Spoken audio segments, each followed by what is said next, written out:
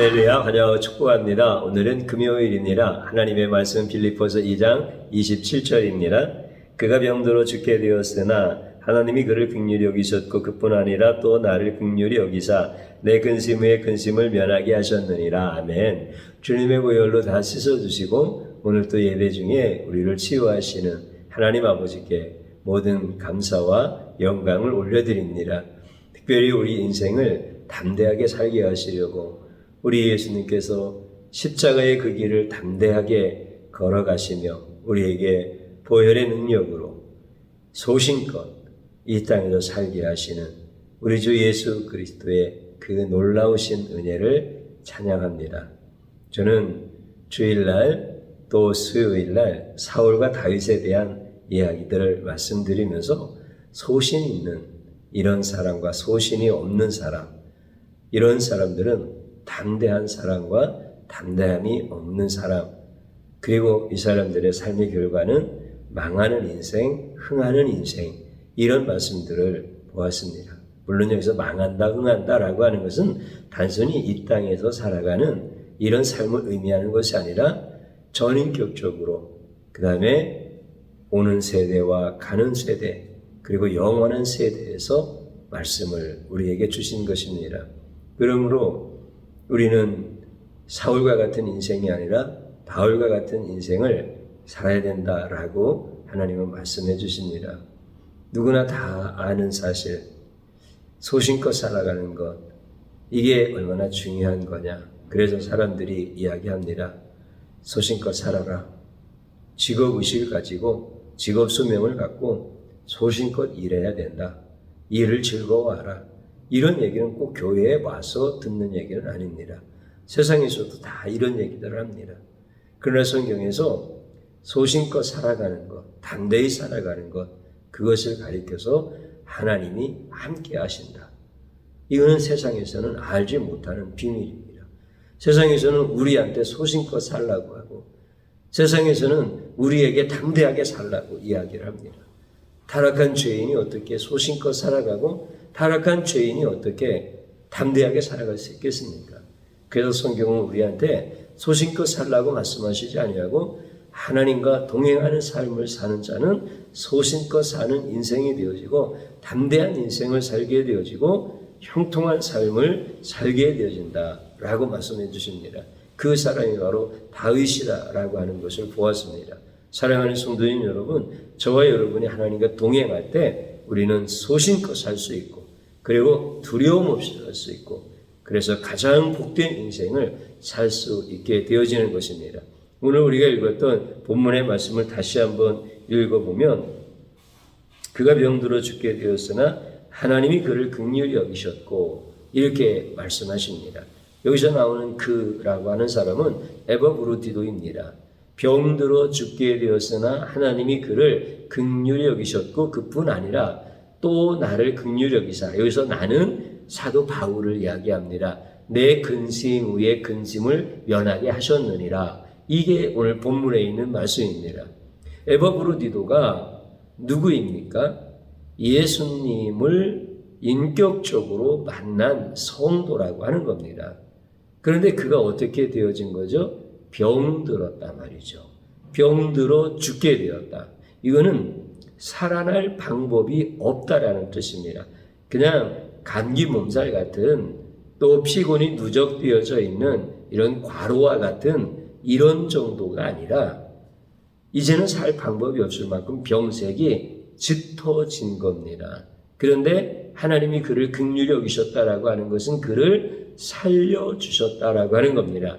그뿐만이 아니라 바울도 긍휼히 여겨주셨다라고 하는 말씀의 의미는 바울도 에바브로디도가 죽게 되었으니까 근심이 생기는 거예요. 그는 아주 귀한 협력자였습니다. 그는 정말 자녀 같은 사람이었습니다. 그러니까 그 심정에 대해서 충분히 이해가 되어지겠죠. 하나님이 주의 종을 긍휼히 여겨주시는 것을 제가 늘 경험합니다. 어떤 것을 보면 아느냐면 우리 성도님들에게 하나님께서 은혜를 늘 베풀어 주시는 겁니다. 그러면 우리 성도님들이 은혜 받는 삶을 살아가고 있고 어려운 문제 앞에서도 담대하게 살아갈 수 있는 것은 주의 종이 훌륭해서 그런 게 아닙니다. 주의 종이 능력이 많아서 그런 것이 아닙니다. 주의 종을 하나님이 긍휼히 여겨주셔서 우리 성도님들이 은혜 받는 삶을 살게 해주시는 겁니다. 문제 앞에서 두려워하지 아니하고 문제를 해결해 나갈 수 있도록 주의 종을 긍휼히 여겨주셔서 성도님들이 그렇게 훌륭하게 살아가시는 겁니다. 이 바울의 심정이 동일했단 말이죠. 그래서 바울도 근심이 많았어요. 근데 하나님이 바울을 긍휼히 여겨주셔서 이 에바브로디도를 죽지 않게 하셨다라고 이렇게 말씀을 하십니다. 사랑하는 성도님 여러분, 우리가 읽은 이 본문에 있는 말씀을 보면 에바브로디도의 이 인격적으로 예수님을 만난 이 사람의 특징이 있습니다. 그 특징을 성경에서는 정확하게 다 나열해 주었는데 그걸 우리가 꼭 기억해야 됩니다. 첫 번째는 뭐라고 성경에서 기록하고 있느냐면 사도 바울이 에바브로디도를 향해서 그는 나의 형제다 이렇게 이야기합니다. 이 형제라고 하는 것은 친밀감이 있잖아요.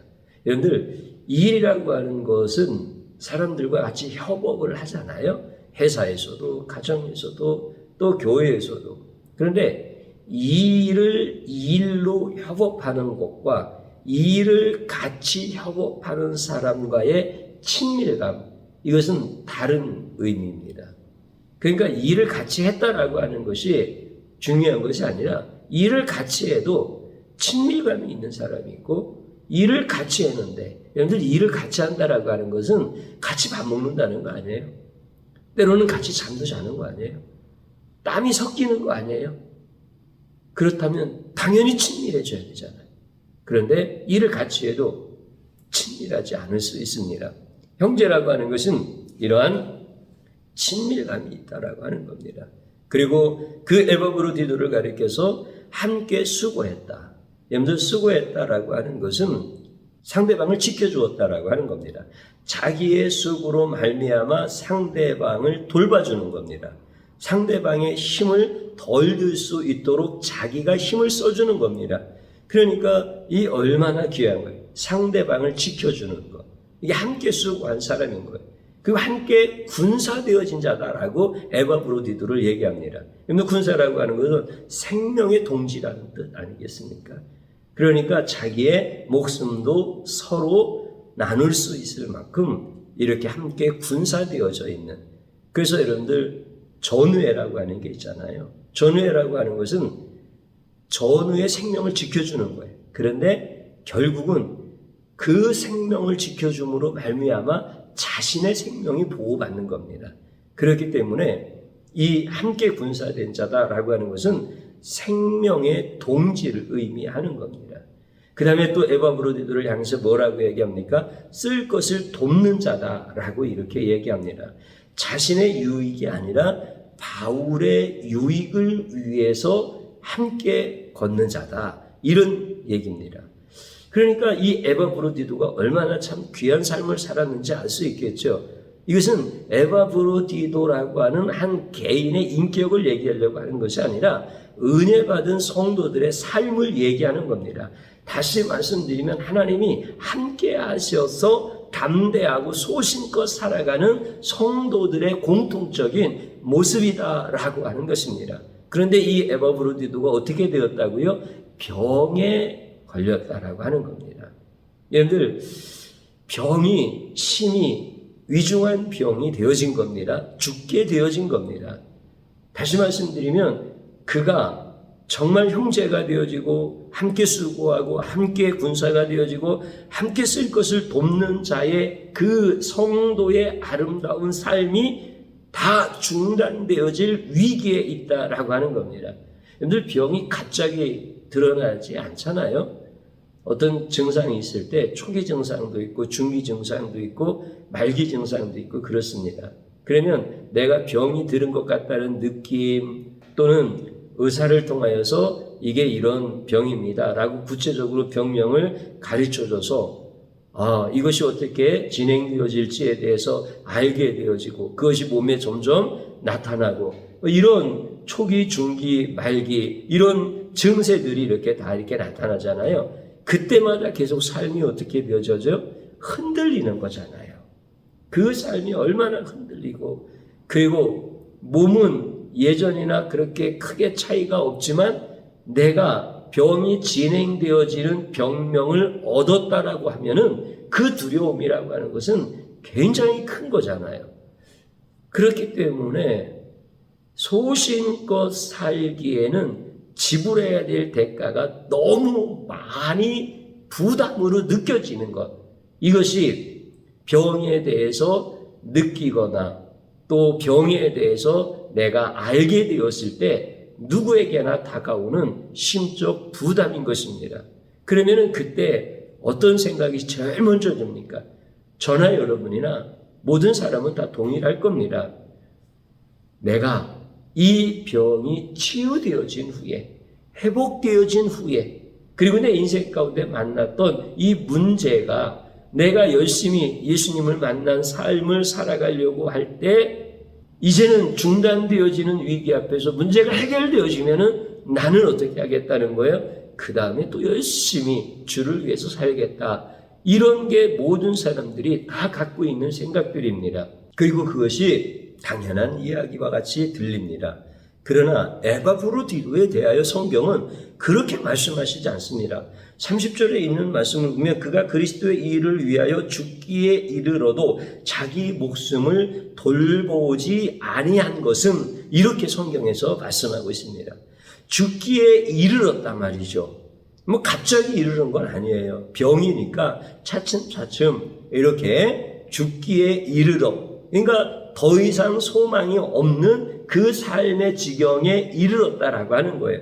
그런데 그때까지도 어떻게 한 거예요? 자기 목숨을 돌보지 아니한 사람이 에바브로디도다라고 이렇게 얘기합니다. 사랑하는 성도님 여러분, 제가 여기서 질문 한번 드려볼게요. 이거는 저 자신에게도 질문을 하고 싶은 것입니다. 이렇게 병이 걸려서 내가 주님을 위하여 살아갔던 삶을 중단하게 되어질 위기 앞에 있을 때 이미 중단의 신호가 나에게서 다 나타나고 있는 그때에 하나님과 함께 하기를 간절히 바라겠습니까? 안 바라겠습니까? 당연히 하나님 나와 함께 해주십시오. 이렇게 예수님을 인격적으로 만난 사람들이라면 당연히 이렇게 기도하는 거죠. 이렇게 쉬운 문제를 제가 내려고 한 것이 아니고요. 이번이 진짜 문제인데 에바브로디도는 지금 아파서 죽을 지경에 처해 있는데 하나님과 함께하여 주시기를 간절히 원했겠습니까? 아니면 내가 아프다는 이유로 죽을 것 같다라고 하는 이유로 하나님과 동행하는 것을 포기하지 않게 해달라고 구했겠습니까? 긴 게 답이죠. 그러니까 이 차이를 우리가 꼭 좀 알아야 됩니다. 사람들은 하나님이 나와 함께 하신다라고 하는 이 의미를 어떤 문제 앞에 있을 때 이 문제가 해결되어지기를 원하여 하나님이 나와 함께 해주시기를 간절히 기도하고 또 마음도 정말 그때 순수하고 그리고 정말 그때 마음도 진정성을 가지고 하나님 앞에 기도하는 분들은 굉장히 많습니다. 그런데 내가 지금 죽을 지경에 처해서 지금까지 하나님과 함께 하심으로 말미암아 하나님 앞에 살았던 삶이 이 문제로 인하여 중단되어지지 아니하고 영원히 하나님과 함께 하시기를 진심으로 간구하는 성도들은 흔하지 않단 말이죠. 오히려 그때가 되어지면 주님, 내가 이제 모든 것 다 내려놓고 나와 같이 해주심으로 말미암아 나와 함께 하심의 표적이 나타남으로 말미암아 내가 이제 치료되어지고 회복되어져서 주의 일을 더 많이 하게 해주십시오. 이렇게 하나님이 함께 하심에 대한 개념을 갖고 있는 분들이 거의 대부분이라는 거예요. 저 역시도 그런 시간들이 있었어요. 그런데 주님이 주의 종에게 나타나셔서 이 미련하고 악한 자를 가르쳐 주신 거예요. 에바브로디도의 영성이 무언지에 대하여 예수님을 인격적으로 만난 사람들이라고 한다면 어떻게 살아가야 될 것인가에 대한 것을 주의 종에게 가르쳐 주셔서 이 미련한 자도 깨닫게 되어진 거예요. 그럼 주님이 함께 하신다라고 하는 건 뭡니까? 죽을 지경에 이르렀을 때에도 예수님을 만났던 삶을 포기하지 않는 것, 이게 바로 주님이 함께 하시는 겁니다. 주님이 함께 하시면 어떻다고요? 담대하게 산다는 거예요. 주님이 함께 하시면 소신껏 산다는 거예요. 주님이 함께 하시면 어떻게 한다는 거예요? 형통한 삶을 산다라고 하는 거예요. 에바브로디도가 예수님과 함께한 게 이런 거예요. 그리고 그를 죽을 병에서 살려주시고, 그리고 그만 긍휼히 여겨주신 게 아니라 바울까지도 긍휼히 여겨주셨던 이 놀라운 예수님의 은혜가 오늘 우리들에게도 동일하게 임하시는 거예요. 에바브로디도를 구원하신 예수님의 그 놀라우신 보혈의 공로가 오늘 나에게도 보혈의 공로가 되어주시고, 그를 긍휼히 여겨주시고 바울을 긍휼히 여겨주셔서 그 죽을 자리에서 건져주셨던 것처럼 오늘 예수님의 긍휼하심이 저와 여러분들에게도 동일하단 말이죠. 왜 그렇습니까? 하나님이 함께 하시기 때문에 그런 거예요. 예수님이 함께 하시기 때문에 그런 거예요. 오늘 에바브로디도 함께 하신 것과 같이 저와 여러분들과도 주님이 함께 하십니다. 이제 문제가 있다고 포기하지 마십시오. 주님이 지금까지 함께 하신 것과 같이 문제 앞에서도 주님이 함께하고 계십니다.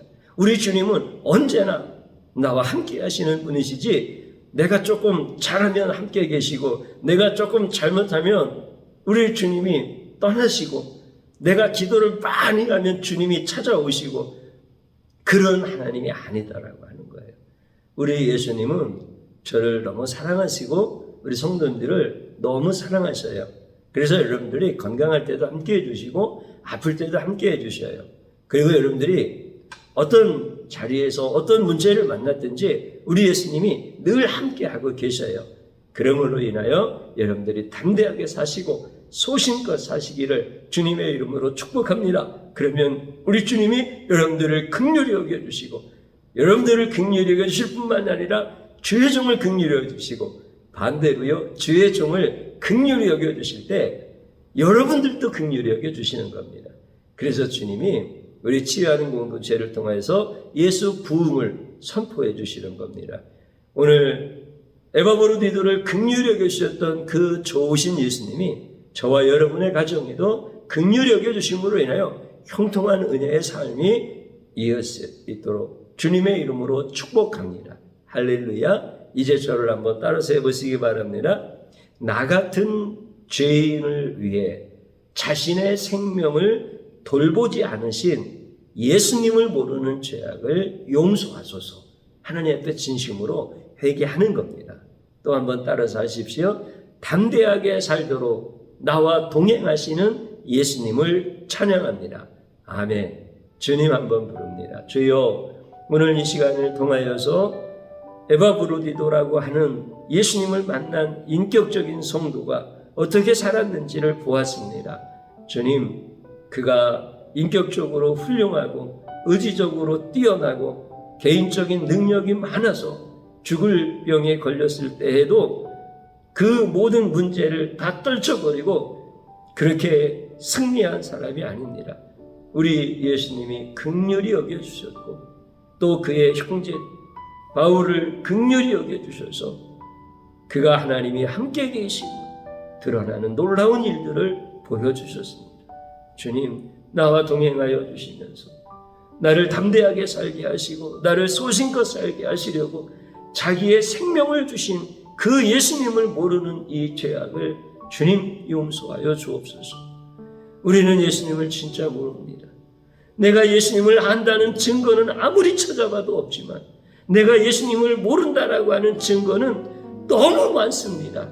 이렇게 미련하고 악한 죄악을 주님 용서하여 주시옵시고 이제는 나를 담대하게 살게 하시고 나를 소신껏 살게 하시는 나의 구주 예수 그리스도의 존귀하신 이름을 찬양하며 그분의 보혈의 능력으로 살아갈 수 있도록 은혜 베풀어 주옵소서.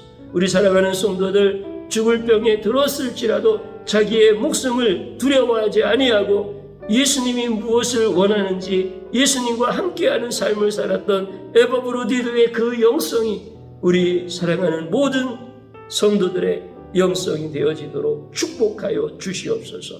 그 은혜로운 삶을 살아가는 가장 복된 성도들이 되도록 역사하여 주시옵소서. 예수님의 이름으로 기도드리옵나이다. 아멘.